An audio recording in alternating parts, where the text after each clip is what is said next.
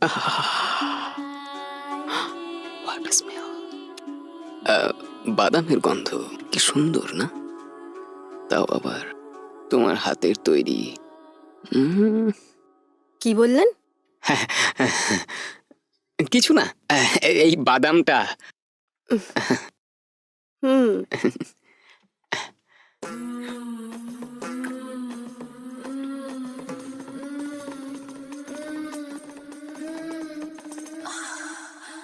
Wow, fantastic design. কি বলছেন? এই যে তোমার শাড়ির ডিজাইনের ব্যাপারেই বলছিলাম। ওহো, এইরকমই তুমি কিছু ভাবছিলে না? সেটা একদমই নয়। কি বলবো আমি, একটা অপ্সরা, না না, একটা উর্বশী আমার সামনে দাঁড়িয়ে আছে, তো আমি শাড়ির ডিজাইন নিয়ে কেন কথা বলতে যাব? আমি তোমাকেই বলছিলাম, তোমার সৌন্দর্যকে। হুম।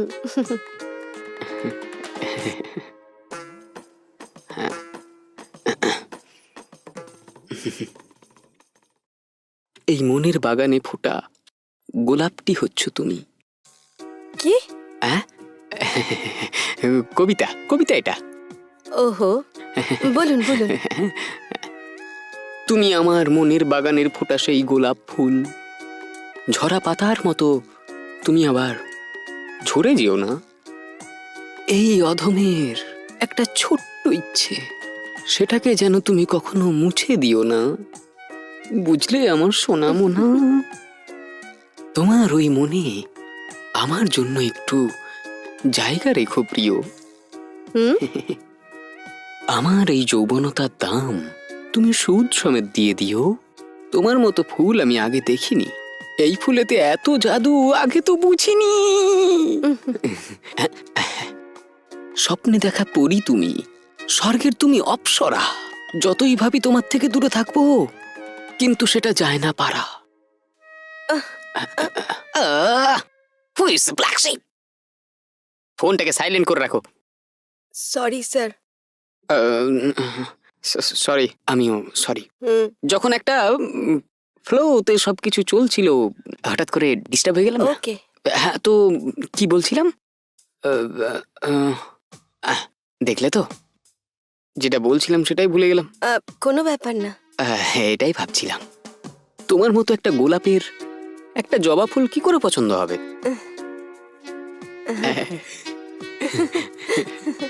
আপনাকে খুব রঙিন মানুষ মনে হচ্ছে। আপনার সাথে যে মহিলাই থাকুক না কেন, সে সারা দিন হাসতে থাকবে। আপনার স্ত্রী খুব লাকি। এ কি, হঠাৎ তুমি এই কথা তুললে যে? কি? এখনো আমি সিঙ্গেল আছি। I am still a bachelor, you know. ও, ওকে ওকে। কিন্তু খুব তাড়াতাড়ি এই ব্যাচেলার ফ্যামিলি ম্যান হতে চলেছে। ও সুপার। হ্যাঁ হ্যাঁ আপনি মেয়ে দেখেছেন কি? হ্যাঁ, আশীর্বাদও হয়ে গেছে। কনগ্রাচুলেশনস আপনাকে। Thank you thank you. আপনাকে একটা কথা বলি, আপনাকে যদি কিছু জিজ্ঞেস করি আপনি খারাপ মনে করবেন না তো? বলো না মিঠু, কিছুই মনে করবো না আমি। আপনার বিয়ে হতে চলেছে, আপনি তারপরেও এখানে কেন এসেছেন? প্লিজ আমাকে ভুল বুঝবেন না, জিজ্ঞেস করতে ইচ্ছে হলো তাই জিজ্ঞেস করে নিলাম। এটাতে খারাপ কি আছে? তুমি ওপেনলি জিজ্ঞেস করেছো, এটা আমার খুব ভালো লেগেছে। I like it. তাছাড়া একটা নতুন কোম্পানিতে জব অ্যাপ্লাই করার সময় এক্সপিরিয়েন্স তো খুঁজবেই না? কেন জিজ্ঞেস করে? এক্সপিরিয়েন্স যদি থাকে তাহলেই তো কাজটা ভালো করতে পারবে, এই বিশ্বাসটা তো রাখে ওরা, তাই না? Am I right? Yeah, absolutely right. সাধারণত কাজের জন্য এক্সপিরিয়েন্স তো জরুরি হয়, তাহলে বিয়ের জন্য তো দরকার পড়বে না?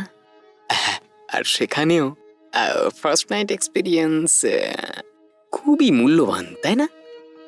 সো সেই এক্সপিরিয়েন্সটা নেবার জন্যে আমি এখানে তোমার কাছেই এসেছি। Wow, great.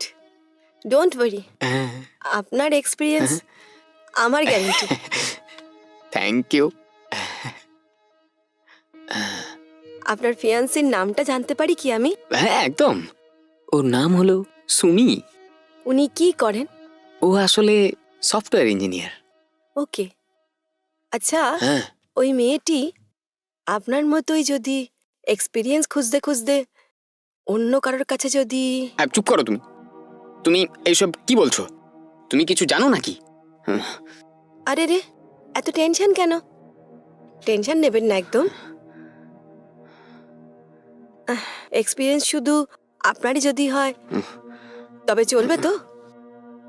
যাকে বিয়ে করছেন আপনি, তারও তো থাকা দরকার না? প্লিজ মিঠু, ওর ব্যাপারে কিছু বলো না। ও খুবই ভালো মেয়ে। হুম হুম, যার সাথে বিয়ে করবেন তার উপর অনেক ভরসা আছে দেখছি।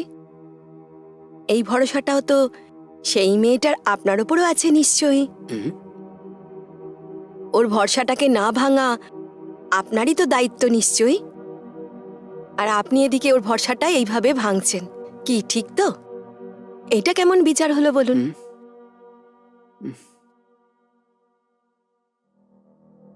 এটা কেমন কথা হলো?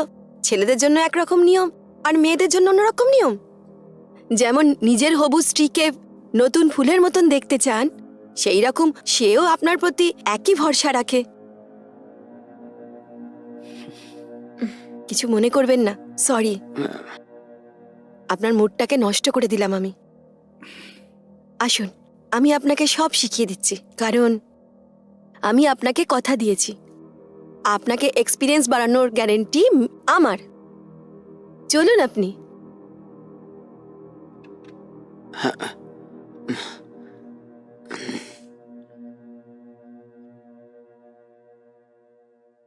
ফোনটা ধরুন।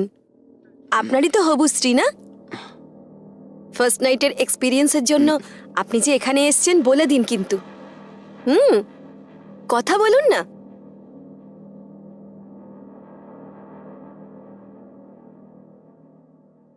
হ্যালো। হ্যাঁ হ্যালো। হাই, কোথায় আছো তুমি? বাড়ি থেকে কথা আমাদের বলছো? বিয়েতে আমার বন্ধুদের নেমন্তন্ন করতে এসেছি। ওহো, এই ব্যাপার। তোমার বন্ধু? ওর নাম কি? মিঠু, ও আমার কাছে আমার শুধু বন্ধুই নয়, আমার বোনের মতো। আচ্ছা, বোনের মতো। ঠিক আছে, আমি তোমাকে পরে ফোন করছি। সিস্টার, আপনি অবশ্যই আমার বিয়েতে আসবেন। হুম